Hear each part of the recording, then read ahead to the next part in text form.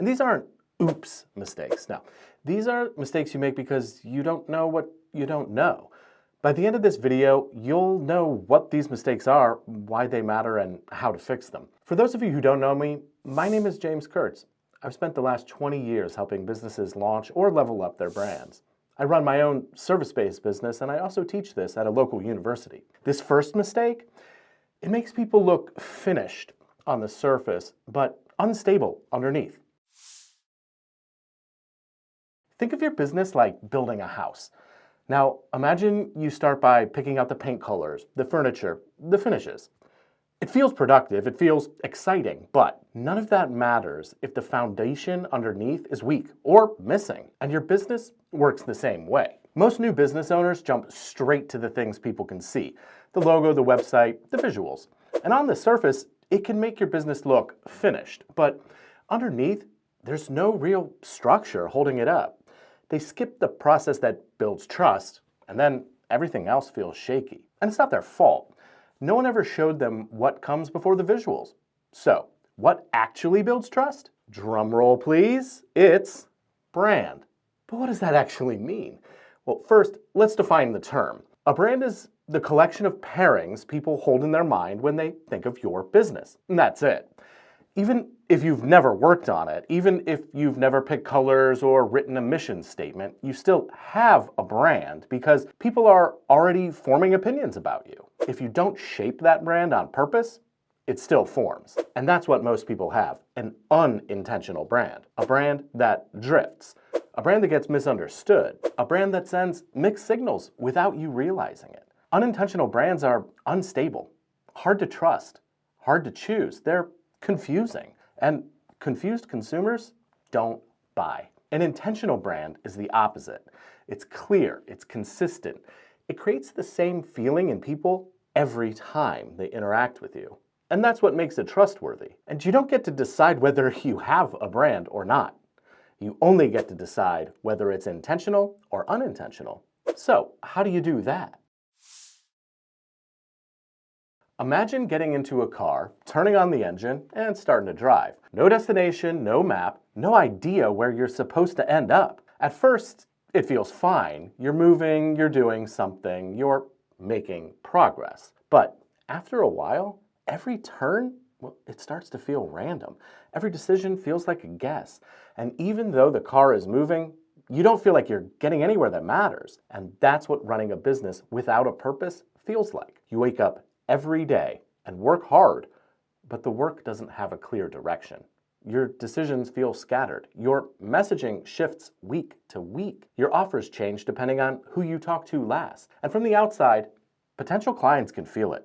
So, how do you stop guessing and start building something that actually means something? You need a clear answer to a simple question. Why does your business exist beyond making money? And that's it. Yet, most people skip this step. This is your purpose or your why, and it needs to be real and meaningful. It needs to be clear for you and your team because it guides everything your business does. It keeps you from chasing every new idea that pops into your feed. It becomes the filter you use to decide what fits your business and what doesn't. And it's not a long, complicated statement you write once and then forget forever. It's the core of your entire brand. As Simon Sinek said in one of the most watched TED Talks ever, people don't buy what you do, they buy why you do it. And your purpose doesn't need to be huge or world-changing, but it does need to be true. Maybe your purpose is to help people feel more confident. Maybe it's to make something complicated feel simple. Or maybe it's to bring order to chaos. Whatever it is, once you know your why, you connect it to your vision for the future. And now you have meaning. You have direction. And your brand's GPS is set. But once you have that, what do you do with it? Imagine standing in a big room full of people and trying to get someone's attention. You start talking, but you're talking to everyone at once. So you speak louder, then clearer, then longer. But the whole room just goes quiet and stares for a second, and then goes right back to whatever they were doing. And that's what happens when your business doesn't know who it's talking to. Your message might be good, your offer might be solid, but when you're speaking to everyone, no one hears you. No one feels like you're talking just to them. And the crazy part, from your point of view, it looks like you're doing everything right. You're trying to help. You're getting your message out there, and you're working hard, but nothing is landing because you don't even know who you were talking to or what they care about. So how do you fix that? Well, you have to know exactly who your brand is for. Not who you could help, not who you might want to work with, but a specific group of people who share a few very important things. They have a specific, painful problem. They have a specific desired outcome. And your solution moves them from point A problem to their point B outcome. When those three things line up, well, that's when the magic happens. Your brand snaps into focus. Your messaging gets clearer, and your marketing finally works. It sounds simple, but most people still mess it up. They're scared to get specific about the problems and the outcomes. They think that narrowing down who they're for is limiting themselves. And trust me, it's the furthest thing from the truth. And I've struggled with this myself. The irony is, the more narrowly you speak, the more leads you get. Isn't that great? You don't have to appeal to everyone. You only need to appeal to the people you want to work with. When you do that, the right customers start showing up, and you stop trying to be all things to all people. So, once you know who you're for, why should they choose you over anyone else? Picture yourself walking down a street full of coffee shops. You're in a hurry, you need a quick cup and to get out the door. But you don't know who to choose. All of them look fine. All of them serve coffee, of course. All of them have decent logos, nice signs, and friendly baristas. But if everything looks the same, how do you choose? Well, most people pick whatever's closest, cheapest, or the one they've been to before. Not because the others are bad, but because none of them make it clear that they're the right choice for your specific need. And that's exactly what happens to most new service businesses. You might be great at what you do, you might care about your clients, and even get them great results. But if someone can't tell in a split second why you're the right choice for their specific needs, well, you become just another option in a long list of options. And when you blend in, you don't get chosen, even if you're the best one of them. Now, imagine one coffee shop on that same street, but this one makes one thing obvious the moment you see it. Fastest cup in the city, in and out in 60 seconds. Suddenly, you don't have to think. You don't have to compare. You don't have to guess. Your need was quick cup in and out. Their position was, we specialize in fast. It's a perfect match. And because it fits what you care about in that moment, the decision becomes effortless. You're no longer choosing between coffee shops. You're choosing the one that meets your specific need better than anyone else. This is called positioning. Positioning is simply the answer to one question. Why should someone choose you over another business that does something similar? Not in a we're better way, not in a we offer great service way. Those aren't positions. Everyone says that. Your position is the thing that makes your business different. Your clients are making a choice between you and the other options they already know about. If you don't understand how those businesses show up, talk, behave, and solve problems, well then you can't meaningfully stand apart from them. Steve Jobs said this best. You don't beat the competition by doing the same thing better. You beat them by doing it differently. Just like that coffee shop that promises the fastest cup in the city, your business needs something clear that people can understand immediately. Maybe you're the one who makes things simple when everyone else makes them complicated. Or maybe you're the one who gives clients more personal attention. Or maybe you bring a method or a point of view that nobody else uses.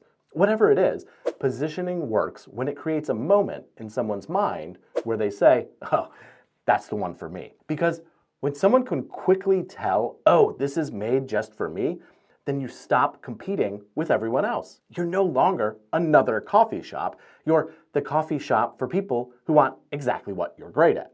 And that's what makes you stand out. That's what gets you chosen. And that's what turns your brand from one option into the obvious option. So, how do you make your business the obvious choice for the people you want to serve? Imagine asking someone for directions, and they answer you in a language you don't speak. You hear words, you see them talking, they're clearly trying to help you, but nothing connects. You walk away more confused than when you started. And that's what happens when your business doesn't speak in a way your audience understands. You know what you do, and you know how it works. You know why it's valuable. But if you explain it using industry jargon, or you talk about the process instead of the outcome, or you start listing features instead of solving the customer's problem, well then your audience hears the words, but they don't get what you mean. And when people don't understand something in the first few seconds, they don't stick around to figure it out. They just move on. Not because you're not good, and not because your offer is wrong, but because your messaging is speaking a language that they don't speak. So, if your audience can't understand you, how do you talk to them in a way that actually lands? Well, clear messaging starts with one rule. Talk in your customer's language, not yours. Your audience doesn't need to understand your process. They just don't. They don't need the jargon. They don't need every step of how you work. They just need to hear three things. One, you understand their specific problem. Two, you understand their desired outcome. And three, you can get them from point A to point B. And that's it. When your message reflects their world instead of yours, everything changes. Suddenly, people feel seen. They feel understood. They feel like you get them. And that's what creates trust. Your messaging should make people think, oh, wow, that's me. Not, I don't know what that means. So, instead of saying, I develop strategic operational workflows to drive organizational efficiency, say something like, I help business owners clean up their chaos so the day-to-day feels manageable. Simple, human, clear. Messaging is not about sounding smart.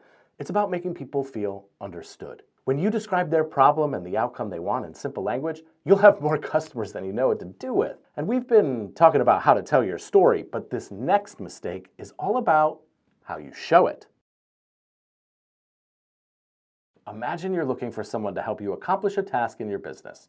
You click on a business's website, and the first thing you see is a blurry logo, mismatched colors, and a website that feels a little off. Nothing is wrong exactly, but something doesn't feel right either. Then you click on another business. The visuals are clean, the brand feels intentional, everything looks consistent and confident. You haven't read a single word. You haven't compared prices, but you already know which one you trust more. And that's the power of perception. People make decisions in seconds, long before they understand your process or read your messaging. Visual identity isn't making things pretty, it's shaping the way people feel about your business before you even speak. And most new business owners underestimate how much that first impression matters. So if perception is this powerful, how do you use it to your advantage? A strong visual identity helps your business in three big ways. First, it creates instant trust. People decide in seconds whether your business feels credible. Your logo, your website, your visual brand are the first signals they use to make this decision. Second, it creates consistency. When everything looks consistent, your business feels clear and trustworthy, and consistency makes people feel safe choosing you. Third, it creates recognition. When your brand shows up the same way every time, people remember you without trying. And the faster they remember you, the faster they trust you. And this is why DIY visuals or cheap shortcuts cause so much trouble. And in the long term, they are way more expensive. It's not that they're ugly, it's that they're unstable. They send mixed signals. They make your brand feel unintentional, amateur even. And that brings us to the last mistake, the one that can make or break everything you've built so far. Pretend you're baking a cake. You take it out of the oven too early. And, well, it collapses. It looks fine on the outside, but the inside is still raw. Now, imagine leaving that cake in too long. It dries out. It burns around the edges. By the time you pull it out, the moment has passed. It's no longer what it was supposed to be. That's what launching a business is like.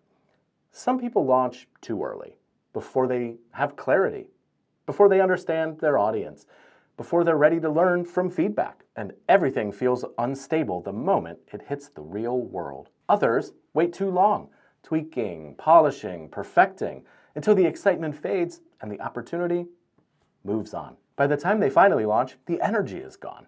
Both paths lead to the same feeling.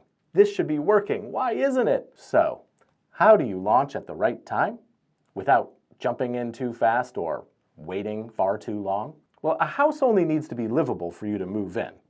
You don't wait until it's your dream home. And your business works the same way. It doesn't need to be perfect. It doesn't need every detail finished, but it does need a complete version 1 of the whole system. Your purpose, your audience, your message, your visuals, your system to deliver with everything working together well enough that people can trust you. If you launch before the house is livable, it's drafty, nothing works right, and raccoons are in your kitchen. It's chaos. But if you wait until everything is absolutely perfect, then you never move in at all. One of the best pieces of advice I've ever heard is fail as fast as you can. Get a strong version 1 out into the real world so you can learn, adjust, and improve. Clarity plus a solid version 1 system equals ready to launch. That's the sweet spot. So, those are the 7 mistakes most new business owners make. Not because they're careless, but because no one ever shows them how this actually works. And now you know what they are.